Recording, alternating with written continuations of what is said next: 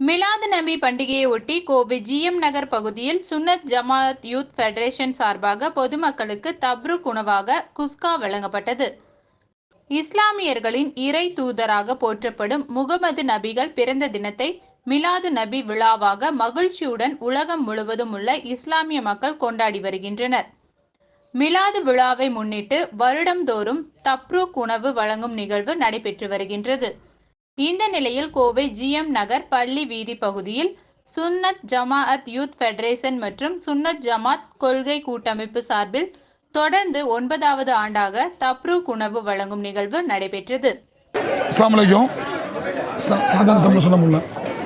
கோவை மாவட்ட சுன்னத் ஜமாத் youth federation SYF சார்பாக கடந்த 9 ஆண்டுகளாக அல்லாஹ்வுடைய மாபெரும் கிருபையால் உலகத்தின் நற்கொடையாக வந்து உதித்த உத்தம திருத்தூதர் நபிகள் நாயகம் ஸல்லல்லாஹு அலைஹி வஸல்லம் அவருடைய பிறந்தநாள் விழா மீலாது விழா மிகச் சிறப்பாக கொண்டாடி வருகிறோம்.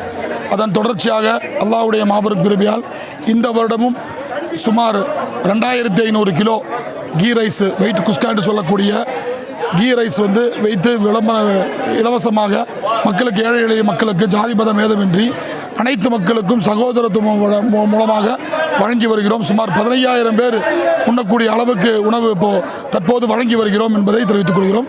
மென்மேலும் நடத்துவதற்கு நீங்கள் எல்லாரும் ஆதரவு தருமாறு அன்போடு கேட்டுக்கொள்கிறோம். அஸ்ஸலாமு அலைக்கும்.